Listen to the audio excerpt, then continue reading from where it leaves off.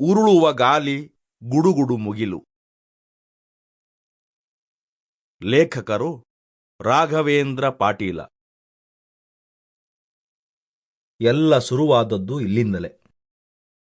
ಸುಗುಣಾಬಾಯಿಗೆ ಮದುವೆಯಾಗಿ 5-6 ವರ್ಷಗಳಾದರೂ ಮಕ್ಕಳಾಗಲಿಲ್ಲ. ವಿಠ್ಠಲನಿಗೆ, ಅಂದರೆ ಸುಗುಣಾಬಾಯಿಯ ಗಂಡನಿಗೆ ಚಿಂತೆಯಾತು. ಮುಂದೆ ಮನೆಯ ದೀಪದ್ದು ಹೆಂಗೆ? ಮುಪ್ಪಿನ ಕಾಲಕ್ಕೆ 4 ತುತ್ತು ಅನ್ನ ಹಾಕಿ ಕಡೀಕ ಕಣ್ಣು ಮುಚ್ಚುವ ವ್ಯಾಳಕ್ಕ ಬಾಯಿಗೆ ಒಂದು ಗುಟುಕು ನೀರು ಬಿಡುವವರು ಯಾರು?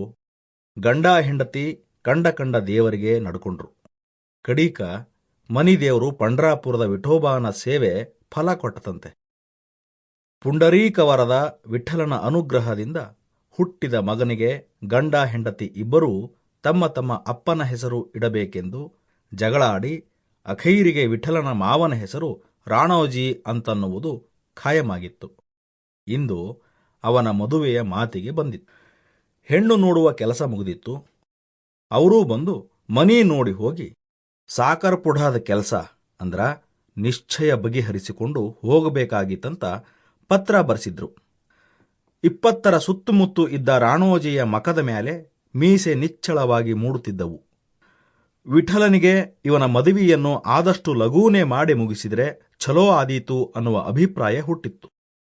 ಹುಡುಗಿಯ ಅಪ್ಪ ಬರೆಸಿದ್ದ ತರುವಾಯ ನಮ್ಮ ಊರಿನೊಳಗೆ ಮಳೆಯಾಗಿದ್ದು ಬಿತ್ತುವ ಕೆಲಸ ಗಡಿಬಿಡಿಯಿಂದ ನಡೆದಿದೆ.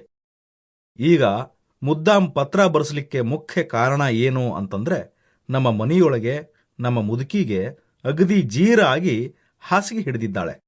ಆಕಿ ತನ್ನ ಕಣ್ಣು ಮುಂದೆ ಮೊಮ್ಮಗಳ ಮದುವೆ ಆಗಬೇಕಂತ ಮನಸ್ಸಿನೊಳಗ ಇಟ್ಕೊಂಡಾಳೆ.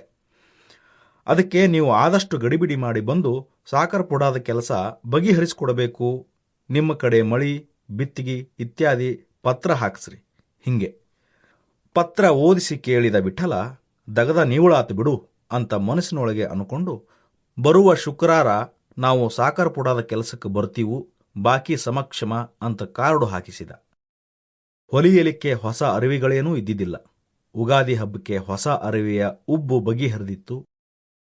ಅವರಿವರು ರೈತಕ್ಕಿಯ ಹೆಣ್ಣು ಮಕ್ಕಳು ಕೊಟ್ಟ ರಫೂ ಮಾಡುವ ಹರಿದ ಕುಬುಸ, ತ್ಯಾಪಿ ಹಚ್ಚಿ ಹೊಲಿದು ರಿಪೇರಿ ಮಾಡುವ ಸೀರಿ, ಧೋತ್ರ ಇದ್ದವು.